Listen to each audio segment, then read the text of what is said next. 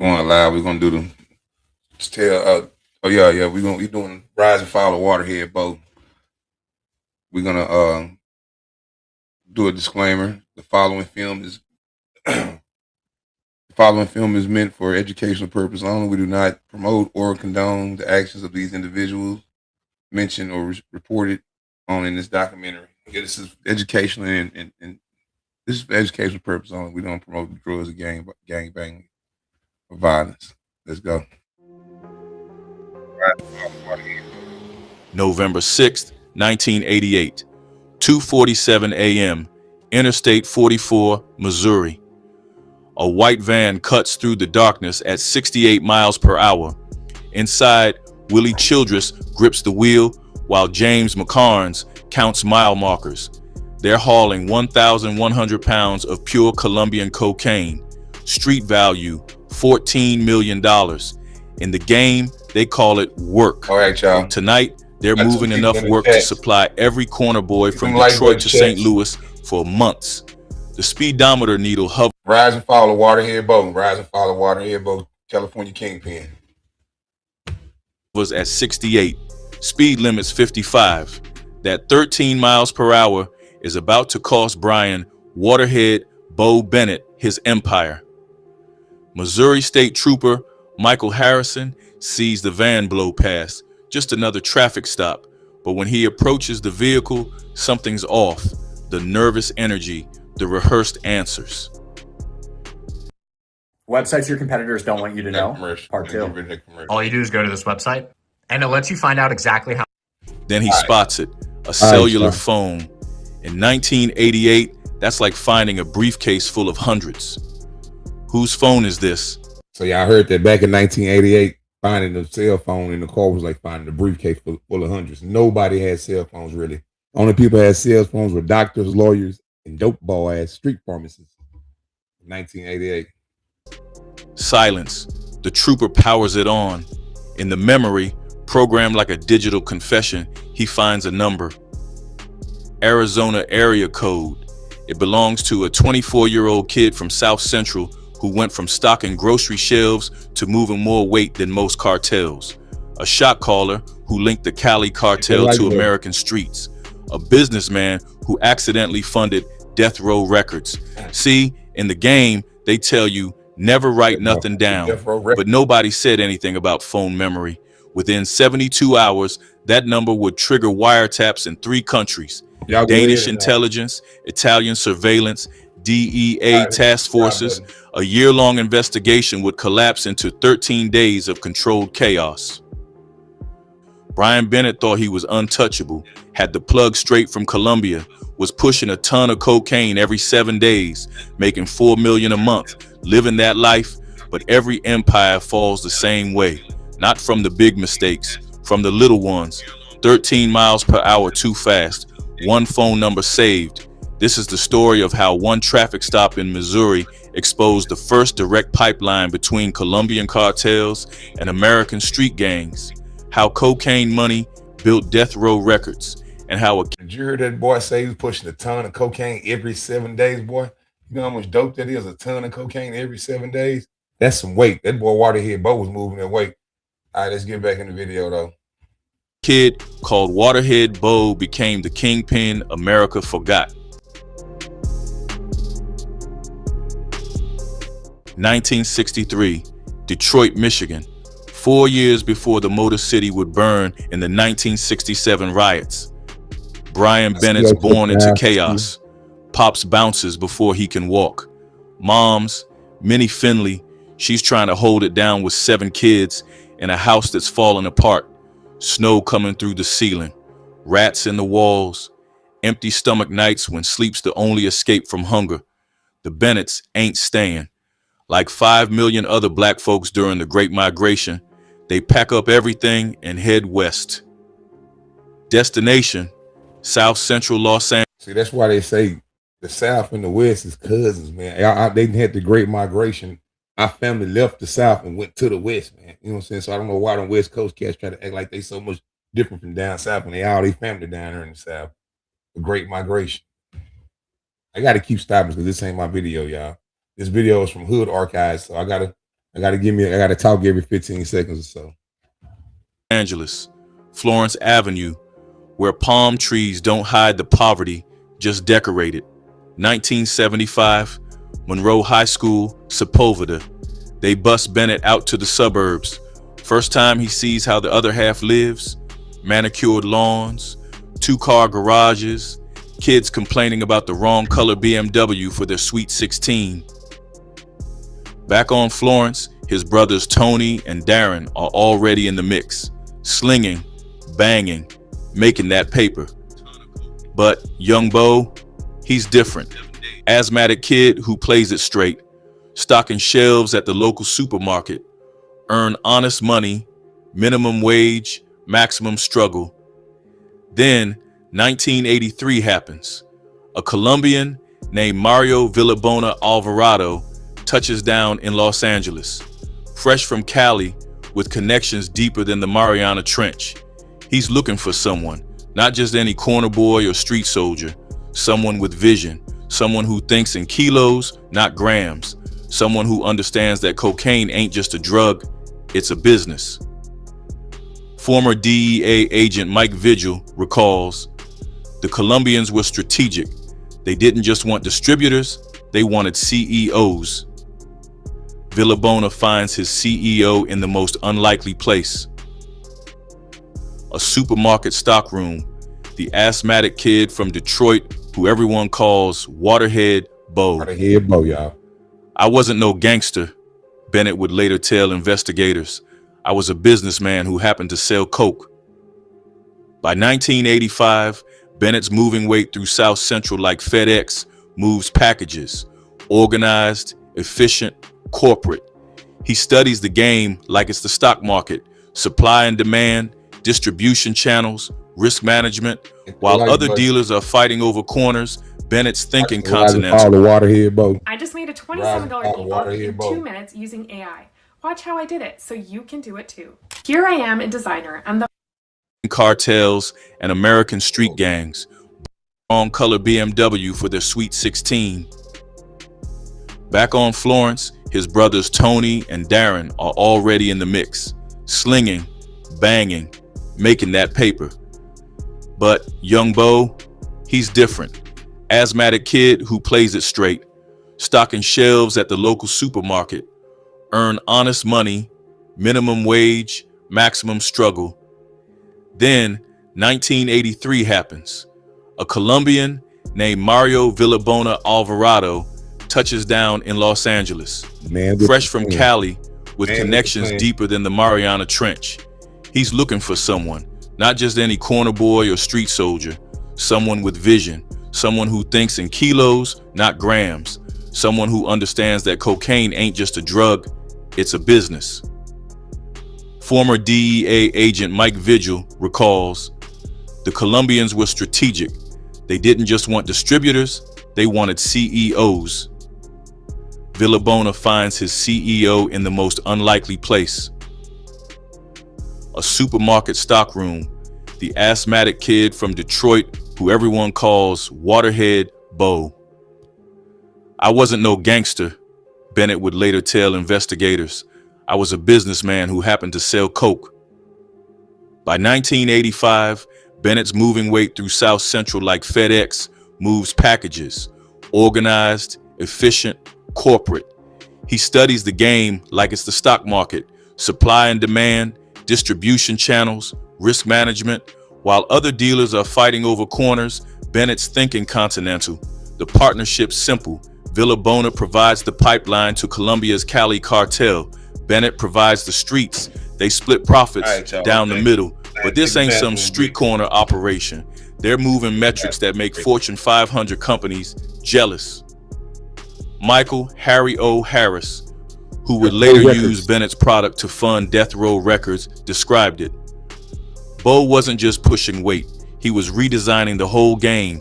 First cat I knew using cell phones like it was Star Trek. Yeah, for y'all, those that didn't know, that dude that funded Death Row, man, Harry O. and Waterhead Bo helped him do it. That's how Death Row was formed. 1986. Bennett's 22 years old. He's got a problem every dealer dreams about. Too much money. can't spend it fast enough, can't wash it clean enough. So he does what any good You'd love to have that CEO problem. does. Put a one in He the chat, you'd love expands. to have that problem. Safe houses Money. from Los Got Angeles too to much money, he Vegas. don't know what to do with it. Stash Put a one spots in in the chat. Tempe.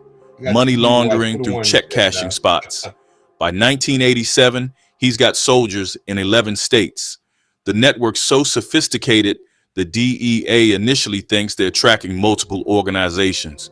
They have no idea it's just one kid from Detroit who learned the most important lesson in America.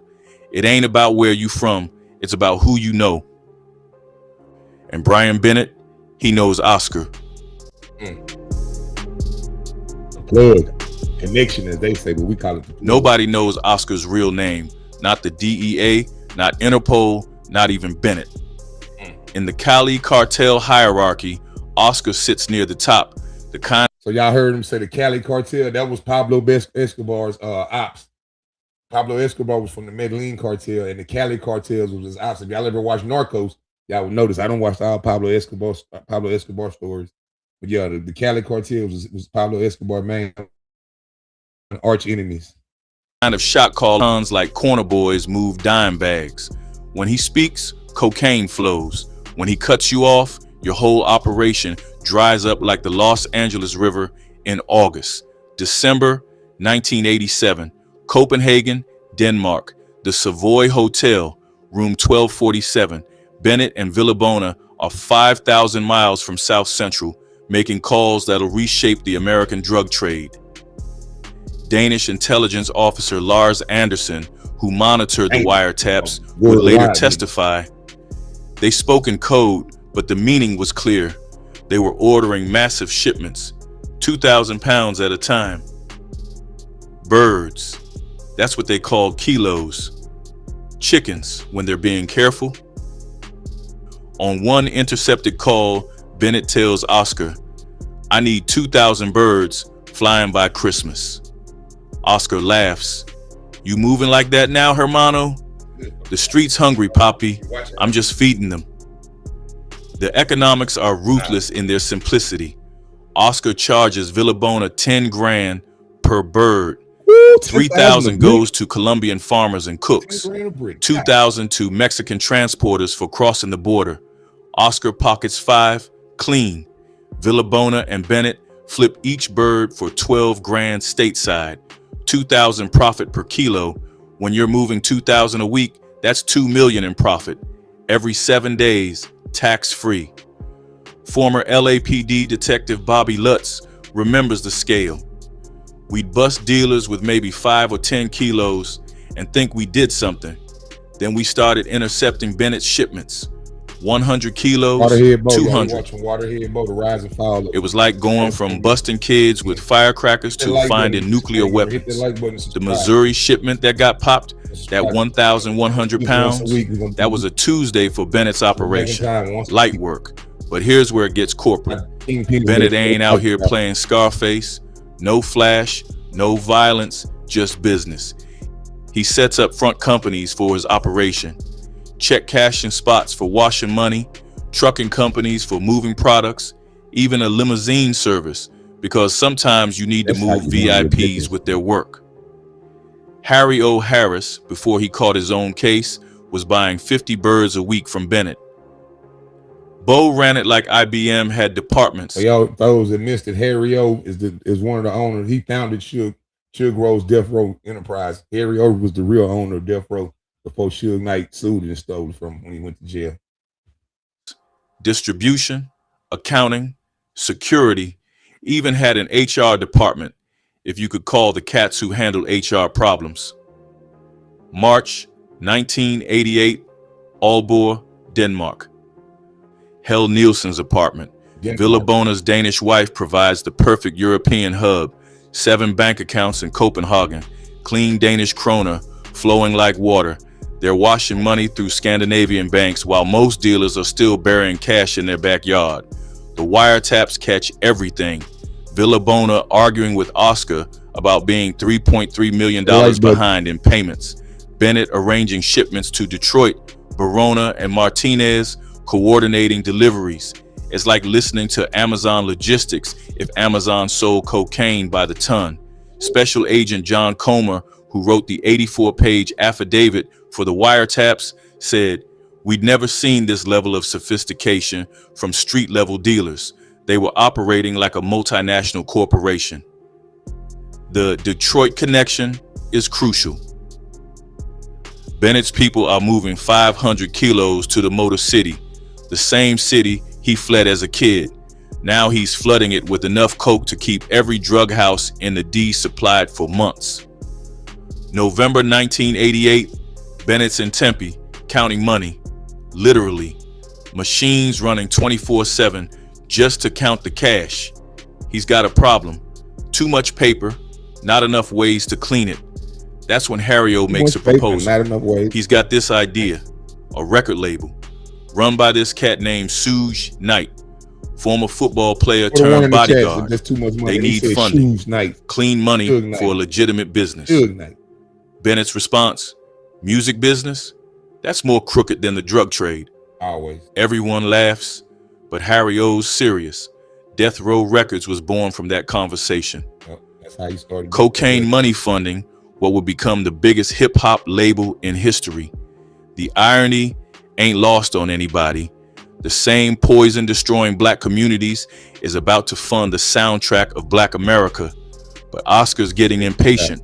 The heat's rising. The DEA's sniffing around. That traffic stop in Missouri, that was just the beginning. Time's running out. And in the dope game, when time runs out, everybody bleeds.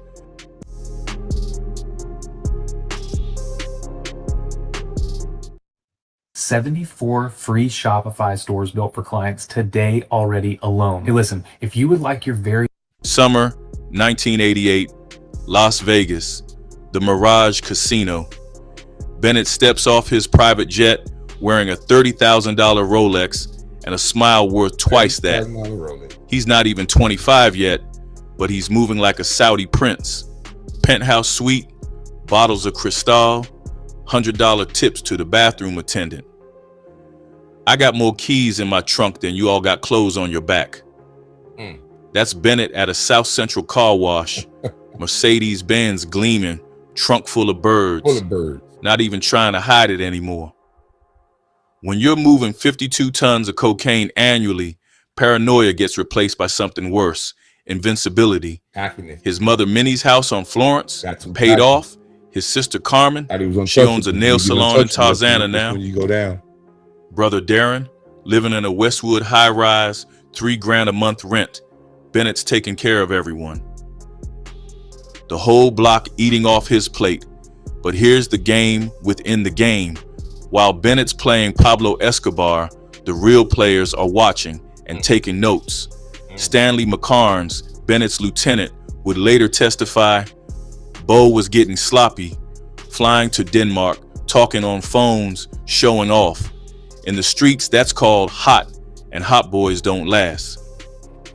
The network by mid-1988, Los Angeles, distribution hub, Las Vegas, money counting houses, Phoenix, stash locations, Detroit, major market, St. Louis, secondary distribution, Chicago, expanding territory. All right, put a 1 in the chats. If you think Big Meech was bigger than him, put a 1. If you think he was bigger than BMF, put a 2. Put a 1 if you think Big Meech was number 1, and put a 2 if you think that Waterhead Bo was bigger. I think Waterhead Bo was bigger than Big Meech. I don't think Big Meech could touch them boys. You heard what he was saying, how many tons he was pushing a week. Miami, connection point for other cartels. Each city has crews. Each crew has workers. Each worker thinks they're running their own thing. Nobody knows they're all branches on Bennett's tree. Michael McCarver, running the Midwest operation, is moving 20 birds a week just through St. Louis. Maria Barona and Luz Martinez handle the female clientele because female couriers don't get searched as often. It's chess, not checkers. But the DEA's been building their case since Operation Pisces in '85. They got Leonardo Gomez at Villa Bona's house. They got surveillance footage. They got informants. What they don't got is a way inside Bennett's inner circle until Missouri. See, in '88, cellular phones are like carrying a sign that says, I'm a drug dealer. Regular people can't afford them, but Bennett's whole See that? A cell phone was $3,000 back then. Like I said, doctors, lawyers, and dope boys were the only ones that had cell phones back in the 80s. operation runs on them. Motorola Put in the chat what year you Dynatacs, got your cell phone. You $3 grand remember what year each. you got your He's cell got phone? dozens, and he's getting careless with the programming. Remember the first, I think September my first cell phone, like 1988, 98. the feds tapped their first phone, not Bennett's, Villabona's. Agent Comer's listening to everything. Villabona ordering groceries from Oscar, Bennett arranging parties in Detroit, code so thin you could read through it. One intercepted call, November 3rd, 10:47 p.m. Villabona, the chickens landed. Bennett, how many birds are we talking? Villabona, 700, but Oscar wants his paper. Yesterday. Bennett, tell him he'll get it when Detroit comes through. In Fed speak, that's conspiracy to distribute. All right, y'all, we're gonna go ahead and stop this right here, man. You know, I don't want to steal all this boy content. But if y'all want to watch the rest of this, you can go over to his channel and watch it if you want to watch the rest of this video. It's over. It's Hood Archives. If you want to watch the rest of this video, go over to Hood Archives. Thank y'all for the 2 or 3 people that came in. Oh, we got somebody else in there. Y'all want to finish watching this? Put a 1 in the chat. If y'all want to finish watching it, put a 1 in the chat. We'll go ahead and finish the video, man. Since we got like 20 more minutes, 15 more minutes. 700 kilograms of cocaine, life sentence territory. But Bennett's distracted. Harry O's locked up on attempted murder charges, but he's still buying weight through intermediaries. Needs funding for his appeals, for his vision. Death Row Records is more than an idea now. It's a plan, and plans need capital. Bennett provides that capital, indirectly, through Harry O's people. The same money that's destroying communities is about creating the chronic. Dr. Dre doesn't know it yet, but his studio time is being funded by Colombian cocaine. Former FBI agent Thomas Parker explained, the interconnection between drug money and the entertainment industry in late 80s Los Angeles was complete. You couldn't separate them. Every major dealer was trying to go legitimate through music or movies. October 1988. Bennett throws a party in Beverly Hills. Rappers, actors, athletes, everybody who's somebody in Black Los Angeles is there. He's not hiding anymore. He's celebrating. But while Bennett's popping champagne, the feds are connecting dots. The Denmark wiretaps, the Italy monitoring, the Missouri seizure coming in a month. They've got enough to bury him twice. Assistant U.S. Attorney Dean Dunleavy would later say, Bennett thought he was untouchable. That was his mistake. In America, nobody's untouchable, not even the ones funding record labels. What's the fastest way to go viral right now? Dancing? Doing something crazy? Posting 3 times a day? Nope. The streets got a saying, the loudest one in the room is the weakest one in the room. Like Lucas told y'all that American Gangster. Brian Bennett's about to learn that lesson the hard way.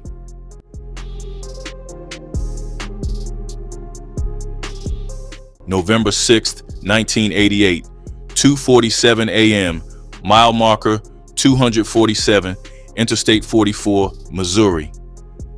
Willie Childress sweats through his shirt even though it's 40 degrees outside.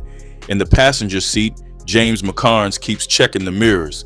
The van's loaded with 502 kilos of Bennett's best work. Destination, Detroit. Estimated time of arrival, dawn. Missouri State Trooper.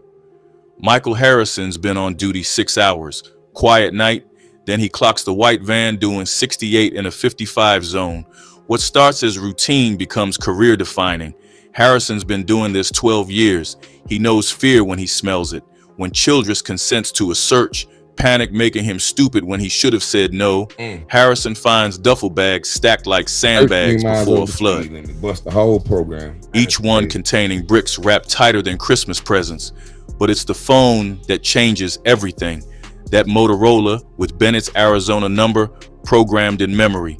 By sunrise, the DEA knows. By noon, the FBI is involved. By sunset, they've got emergency wiretap authorization for every phone Bennett's touched in the last year. November 11th, 1988, Federal Building, Los Angeles. Just throwing Assistant facts U.S. together like Attorney this. Russell Heyman presents to the grand Right, all the jury. water here, The bro. evidence overwhelms. Danish Nice, surveillance like- transcripts, Italian wiretaps, the Missouri seizure, financial records showing millions in unexplained cash deposits. Heyman frames it not as simple drug dealing, but as narco-terrorism, poisoning communities with tonnage levels of cocaine. The grand jury takes 15 minutes, unanimous indictment. November 16th, 1988. Intercepted phone conversations reveal Bennett's awareness. He questions Villabona about the Missouri seizure, discusses Oscar's impatience. Most tellingly, he notices his phone's clicking, the telltale sign of federal surveillance. But the machine's too big now. Too many people depending on the work. Too many debts to Oscar. You can't just curb a criminal empire. November 19th, 1988, 4:17 a.m. Simultaneous raids, 17 locations, 300 federal agents. 300 The lives. largest coordinated drug enforcement operation in West Coast history. 17 houses. Bennett's in Tempe, Arizona, dead asleep next to Linda Payton when the door explodes off its hinges. FBI SWAT team, flashbangs, screaming. Bennett doesn't even reach for the Glock under his pillow. He knows it's over. In Malibu, Villabona gets the same wake-up call. DEA agents dragging him out of his $1 million beach house in his underwear. Yep, Mr. Neighbors Butterfly watching like it's a Speed, movie, 13 miles over which, speed limit. in Got a the way, whole program it is. busted. Stanley That McCarnes wasn't gets the popped one in got busted. Compton. That was the nail in Michael the coffin. Harris is already locked up on attempted murder charges. They just add the federal drug charges to his tab. Barona and Martinez get grabbed at their safe houses. 13 arrests total. The empire collapses in less than an hour. Special Agent John Comer, who led the investigation, later recalled Bennett's calm demeanor during arrest. That like Almost button. relieved, like he'd been waiting for this moment. Right. The evidence seizure staggers. 1,100 pounds of cocaine Ooh, from ow. Missouri, $5.4 million. Cash in Detroit, $800,000 from various safe houses. 16 firearms, 23 cellular phones. Financial records showing $22 million in profits over 18 months. But the real prize is Bennett's phone. More than just numbers. It contains names, blueprint. dates, coordinates, a digital confession of the entire The whole operation. blueprint, everything. At the Federal Detention Center, Bennett and Villabona share a holding cell. The question of how they got caught becomes irrelevant. The feds have enough evidence to put them away for 3 lifetimes. The mandatory minimums under the new drug kingpin statute mean one thing: life without parole. No deals, no early release, no hope. December 7th, 1988. The indictment drops, 28 counts. The press explodes with headlines linking Colombian cartels to Los Angeles street gangs, cocaine cowboys of South Central. South Central. The kingpin of Florence Avenue, Bennett's lawyer, David Kenner, the same attorney who will later represent Suge Knight and Suge Tupac, Knight. delivers the assessment bluntly: life in prison, no way around it. Bennett's 24 years old, forever just became his timeline. 24 years old with life in the feds. Let's go. You, just you, building your app on Base 44. May 1990, Federal Courthouse, 90. downtown Los Angeles. The courtroom's packed. Media, family, feds, and every hustler who wants to see how a real shot caller falls. Brian Bennett enters in shackles, orange jumpsuit, but his head's high. Assistant U.S. Attorney Dean Dunleavy frames the case from the opening statement. This isn't about street dealers. This is about men who imported enough cocaine to supply every addict in America for a month. The evidence unfolds like a biblical epic. 84 pages of wiretaps, Danish surveillance, Italian footage. They play tapes for 4 days straight. Bennett's voice discussing quantities that make the mind go numb. Day 12. Stanley McCarnes, Bennett's right hand, takes the stand. Oh, man, hold up. His right hand took the stand. Come on, man. Gunshot to the bastards. Gunshot to the bastards. That snitching, man. We don't play the snitching. He cooperated for a deal. His testimony walks the jury through Bennett's entire operation, the corporate structure, the distribution network, the communication protocols. He describes Bennett as a CEO, not a criminal. That makes it worse. Day 18, the Danish tapes. The courtroom hears Bennett and Villabona ordering cocaine by the ton, 2,000 kilos, 3,000. Day 23, FBI accountant Michelle Rodriguez breaks down $22 million in 18 months. The scale staggers the jury. This wasn't just street crime. This was economic terrorism. Day 31. Against his lawyer's advice, Bennett takes the stand. When pressed about the human cost, Bennett draws parallels to legal industries, cigarettes, alcohol, pharmaceuticals, arguing that their CEOs aren't doing life sentences despite comparable death tolls. Dunleavy counters. Mr. Bennett, how many people died from your product? Bennett pauses. I don't know. Crazy. You don't know because you never counted. You just counted money. Yep. Silence. Day 37. Closing arguments. Dunleavy argues Bennett to pump the poison into communities and deserves the full weight of justice. Put a one in the chat. Defense attorney David Kenner counters. 25 years old, facing life for nonviolent crimes. Where's the proportionality? The jury decides for 2 days. May 18, 1990, 3:47 p.m. Guilty on all counts. Bennett doesn't flinch. Villabona closes. All right, quick story time. I went to trial on my drug case, man, and I got found guilty on mine. That's a sickening feeling. His eyes. Minnie Finley collapses in tears. July 30th, 1990. Sentencing. Judge William Rea. Mr. Bennett, you're clearly intelligent. You could have been anything. Instead, you chose to be a merchant of death. Life in federal prison without possibility of parole. The gavel drops. Bennett's 25. The calendar just stopped. As marshals lead him out, Bennett turns to his mother. 3 silent words. I love you. But love doesn't undo tons of cocaine. Love doesn't resurrect the dead. Love doesn't change the sentence when you're doing life.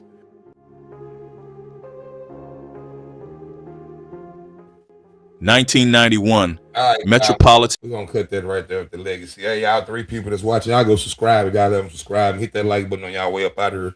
We're gonna try to do this once a week, man. Every Tuesday or Thursday, man. Once a week, I'm gonna do it. I'm gonna find y'all a video of a kingpin y'all ain't seen or whatever. I also do story time where I tell stories about my life when I wasn't a kingpin, but I was a major narco. I was a major dealer and drug dealer and gangbanger in my era, my time, a couple of years ago. We'll say about 20 years back, so the lives can't pick up on this. But hey, man, thank y'all for coming and joining the live. Get y'all. What you say? We got something down there, Mr. King of Butterfly. You put a 1, but he is right. Other CEOs push deadly poison too. Yes, you're right. Other CEOs do push deadly poisons. Yeah, man. He wasn't even violent. He wasn't even a violent drug dealer. Like he was a humble, quiet one. Then he just got kind of cocky and started flaunting, wearing them clothes and doing what he do. I mean, we all do that. Like that's when I took mine in trial, I really could have beat mine. You know what I'm saying? I thought I was gonna beat it, but I think God humbled me. Because if I had to beat mine, I would have got like him. I would have got untouchable. I would have thought I was untouchable because I was beating so many cases and going to jail and getting out. And I wasn't doing no telling that. I was just beating them and getting little slaps on the wrist. So I was paying. I thought I was paying them off. That's what I kept saying. I'm paying my cases off. I'm paying them off. So yeah, I kept moving through the streets. You know what I'm saying? Pushing, pedaling, pumping. Hey man, this video is for educational purpose only. We do not promote the use and sale of drugs. And again, y'all go like, share, and subscribe. And we're gonna call this one here a wrap, man. It's getting kind of late. I gotta keep croak that bucket. I still got a story time to do too. So we'll go.